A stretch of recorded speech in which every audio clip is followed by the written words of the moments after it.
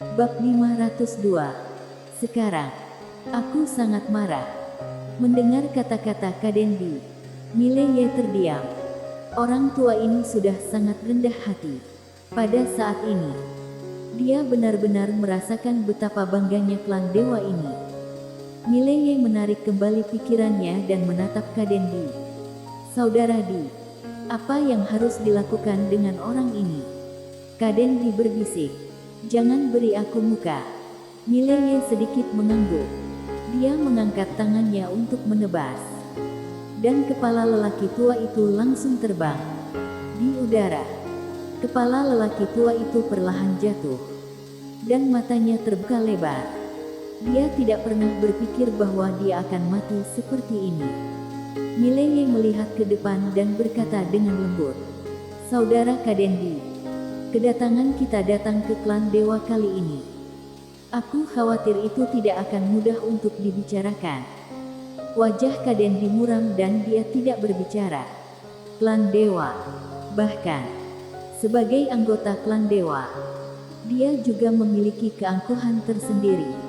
Namun, setelah dikurung selama bertahun-tahun, dia telah menyadari banyak hal. Klan dewa sebenarnya bukanlah yang terkuat di jagat raya yang luas ini. Apalagi setelah bertemu dengan menara penjara alam milik Mileye, Cutdi dan kultivator pedang itu. Klan dewa telah jatuh. Belum lagi kemunduran. Bahkan pada masa puncaknya, tidak ada yang bisa dibanggakan. Belum lagi kultivator pedang yang misterius itu. Bahkan Cutdi, klan dewa pun tidak bisa bersaing dengannya. Dan sekarang, klan dewa bisa dikatakan adalah orang yang berduka. Jika dia sombong saat ini, dia akan mencari kematian. Jika tidak memiliki kekuatan, maka harus memiliki temperamen kecil. Namun, ketika dia bertemu klan dewa barusan, dia tahu bahwa kebiasaan sombong klan dewa tidak berubah. Sepertinya mengetahui apa yang dipikirkan Kadendi, Mileye menghibur. Saudara Di, aku percaya bahwa tidak semua orang di klan dewa seperti orang tua tadi. Kadendi mendesah pelan. Klan dewa memproklamirkan diri sebagai dewa. Oleh karena itu, mereka sangat menghina ras lain, terutama manusia. Karena di zaman klan dewa, manusia adalah pelayan klan dewa. Berbicara tentang ini, dia memandang Mileye. Mereka membenci dan meremehkan manusia dari lubuk hati mereka. Sama si manusia memperlakukan ternak. Mileye menggelengkan kepalanya. Jika orang-orang yang selamat dari klan dewa masih memiliki mentalitas ini, maafkan keterus-teranganku, kalian benar-benar tidak ada harapan. Kadendi mengangguk. Jika mereka benar-benar seperti ini, maka sebaiknya jangan biarkan dia datang. Jika tidak, klan dewa akan dibantai. Mileye akan berbicara. Pada saat ini, ruang hampa di depan mereka tiba-tiba bergetar. Dan segera, seorang pria parubaya muncul di depan Mileye dan Kadendi. Mata pria parubaya itu tertuju pada Mileye. Sedikit mengernyit. Manusia. Mileye mengangguk. Manusia. Mata pria parubaya itu menjadi lebih dingin. Kamu membunuh klan dewa kami. Mileye berkata. Ya, aku bunuh. Pria parubaya itu menatap Mileye.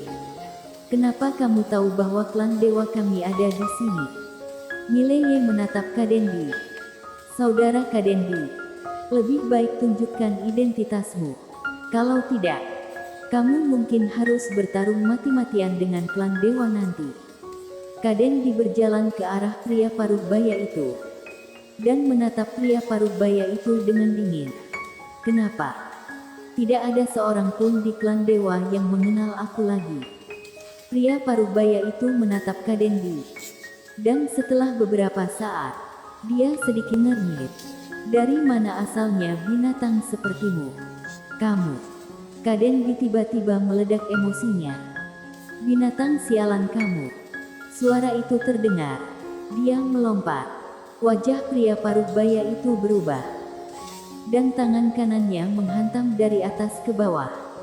Bang! Dengan suara ledakan, Kaden diterguncang beberapa ratus meter jauhnya. Tetapi pria paruh baya itu juga mundur beberapa ratus meter jauhnya. Pria paruh baya itu sedikit ketakutan. Dia menatap Kadendi dengan ekspresi serius.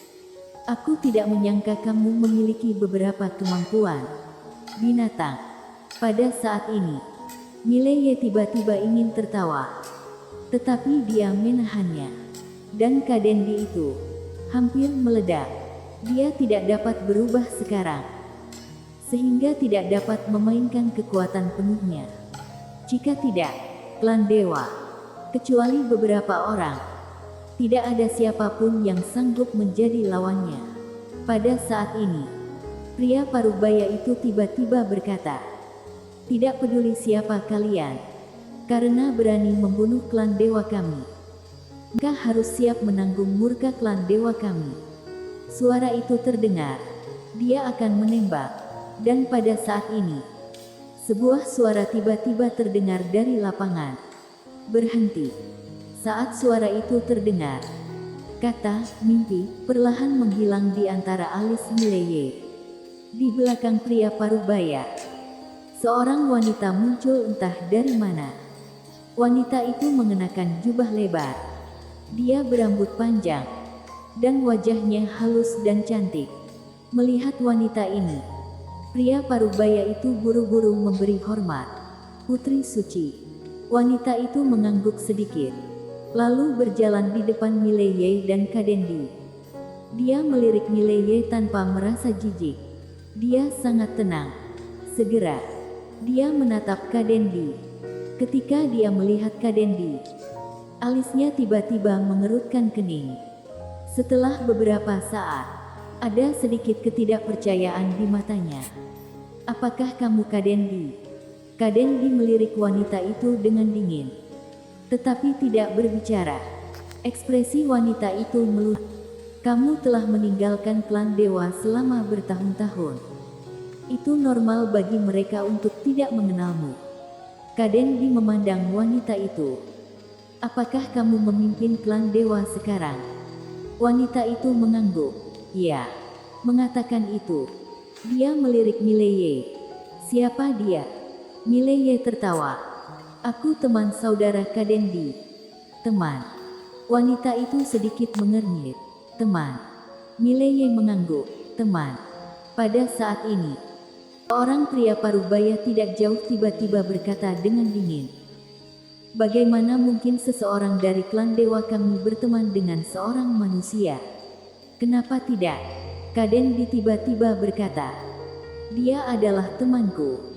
Ayo kamu gigit kami." Wajah pria paruh baya itu pucat. Dia memelototi Kadendi.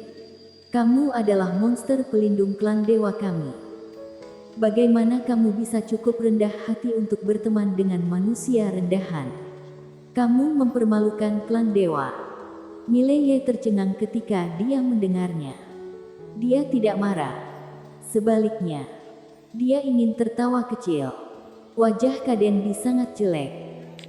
Kali ini dia membawa Mileye kembali dengan harapan dapat mempererat hubungan klan dewa dan Zhenjian melalui hubungan Mileye. Selain itu, dia juga berharap Mileye bisa berteman dengan klan dewa. Karena setelah bergaul dengan Mileye, kekuatan dan potensi Mileye sangat menakutkan. Jika klan dewa dan Mileye rukun, niscaya akan menjadi hal yang baik bagi klan dewa. Namun, apa yang tidak diharapkan adalah begitu banyak hal tidak menyenangkan terjadi setelah datang ke sini. Kadendi tiba-tiba sedikit berkecil hati. Dia menatap Mileye. "Ayo pergi." Setelah mengatakan itu, dia berbalik dan pergi. Mileye mengangguk. Awalnya, dia juga ingin berteman dengan klan dewa. Jika mungkin, meringankan hubungan antara Zhenjian dan klan dewa. Tetapi sekarang, dia merasa terlalu banyak berpikir. Klan dewa semacam ini, dia tidak ingin menyentuhnya sama sekali. Mileye dan Kadendi berbalik dan pergi.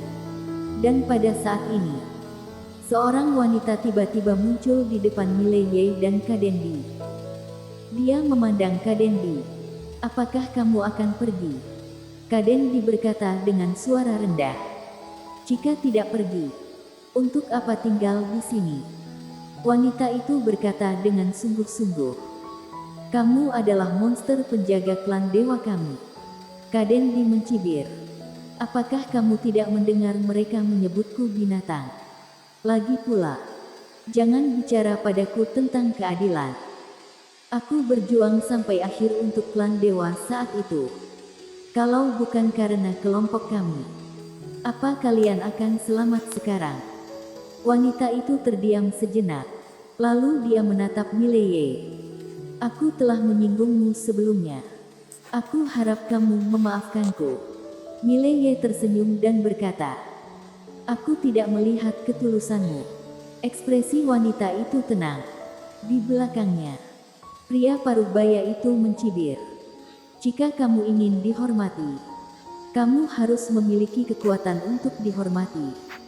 Jika kamu tidak memiliki kekuatan, tetapi kamu tetap ingin dihormati oleh orang lain, itu bodoh." Di antara alis Mileye, kata "mimpi" muncul dengan tenang. Dan wajah wanita itu berubah secara dramatis. Setelah beberapa saat, lapangan tiba-tiba menjadi sunyi. Wanita itu menoleh untuk melihat pria parubaya itu. Pria parubaya itu sedikit linglung. Dia akan berbicara ketika tiba-tiba lengan kanannya jatuh langsung. Darah seperti pilar. Melihat adegan ini, pria parubaya itu terkejut. Dia menatap Mileye dengan tidak percaya. "Kamu?" Mileye berkata sambil tersenyum. "Sekarang, diamlah. Kalau kamu mengatakan satu kata lagi, aku tidak akan membiarkan kamu mengatakan sepatah kata pun lagi dalam hidupmu." Pria parubaya itu hendak mengatakan sesuatu ketika wanita itu tiba-tiba berteriak dengan marah. "Pergilah." Wajah pria parubaya itu sedikit jelek.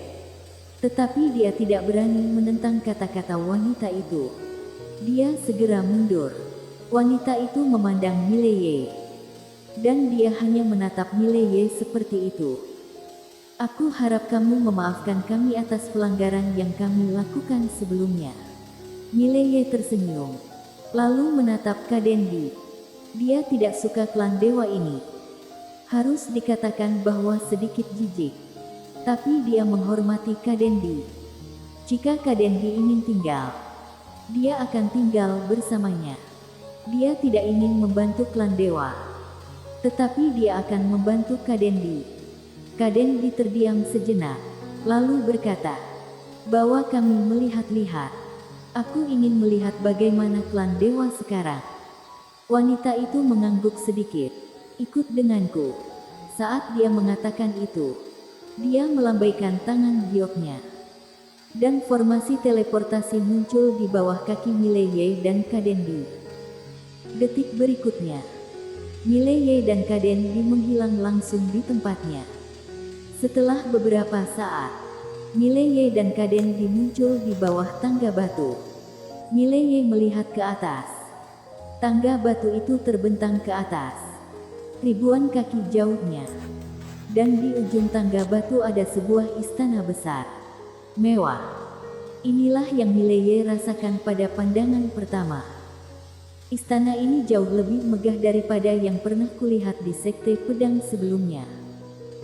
Sepertinya tahu apa yang dipikirkan Mileye. Wanita di samping tiba-tiba berkata, "Ini berbeda jauhnya dari waktu itu. Saat itu, klan dewa kami adalah yang paling bergaya di antara surga dan dunia. Tapi sekarang sebagian besar bangunan hilang." Mengatakan itu, dia melihat ke istana di ujung tangga batu. "Ini adalah kuil terakhir." "Kuil?" Kadendi berkata dengan sungguh-sungguh. "Berapa banyak klan yang ada di klan dewa sekarang?"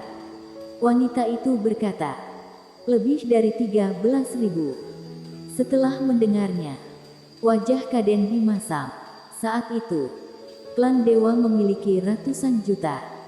Pada saat ini, 4 master yang memegang tombak panjang dan mengenakan baju besi emas tiba-tiba muncul di sekitar Mileye dan Kadenbi.